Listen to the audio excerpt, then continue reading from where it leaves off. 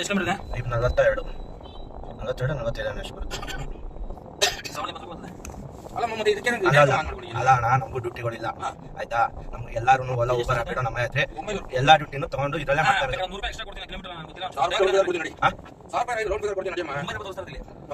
ಅಲ್ಲ ಗೊತ್ತಾಯ್ತಣ್ಣ, ಅದ್ ಬೇಕಾದ್ರಲ್ಲಿ ಎಷ್ಟೈತೋ ಅಷ್ಟು ಕೊಡ್ರಿ. ಟೋಲ್ ಚಾರ್ಜ್ 120 ಎಕ್ಸ್ಟ್ರಾ ಮಾಡ್ಕೊಡಿ.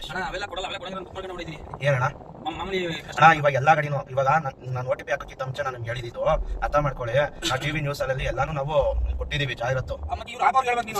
ಆಪಲ್ಲಿ ನೋಡಿ ನನ್ನ ಹತ್ರ ಕಂಪ್ಲೇಂಟ್ ಲೆಟರ್ನು ಇದೆ. ಅಲ್ಲ ಅಣ್ಣ, ಇನ್ನು 20 ರೂಪಾಯಿ ಜಾಸ್ತಿ ಕೊಡಿ ಸಾಕು ಅಣ್ಣ. ಅಲ್ಲ ಅಣ್ಣ, 120 ರೂಪಾಯಿ 1000 ರೂಪಾಯಿ ಕೊಡ್ತೀರಲ್ಲ, ಇನ್ನು 20 ರೂಪಾಯಿ ಸೇರ್ಸ್ ಕೊಡಿ. ಅದ್ರ ಮೇಲೆ 120 ರೂಪಾಯಿ ಕೊಡಿ ಅಣ್ಣ. ಇದಿಲ್ಲ, ನಾನು ಬಿಲ್ಲು ಎಲ್ಲ ಕೊಡ್ತೀನಿ ಅಂತ ನಾನು ಹೇಳ್ತಾ ಇರೋದು. ಅಣ್ಣ ನೀವೇ ಎಲ್ಲ ಕೊಟ್ಟು ಗಾಡಿಗಳು ಇಟ್ಕೊಂಡು ನಮ್ಮ ಕಷ್ಟಗಳು ಅರ್ಥ ಮಾಡ್ಕೊಂಡು ಇನ್ನೇನು ಹೇಳ್ರಿ. 1100 ರೂಪಾಯಿ ಕೊಡ್ರಣ. 1100 ರೂಪಾಯಿ ಕೊಡ್ರಿ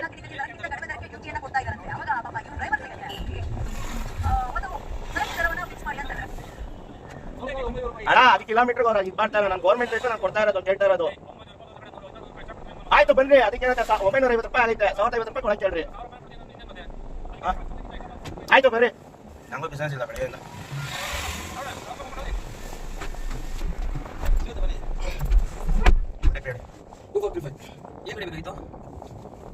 This is an AC ride. Please switch on your AC.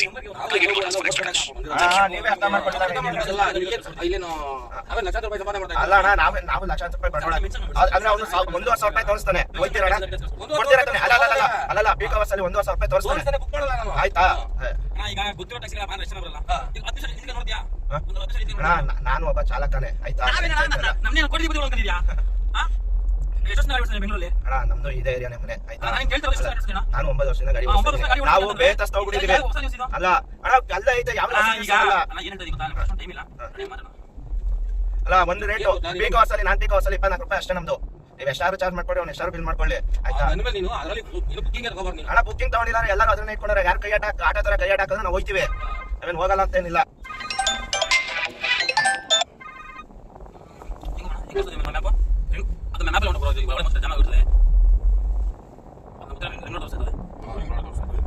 ರಿಂಗ್ರೋಡೆ ತೋರಿಸ್ತಾರೆ.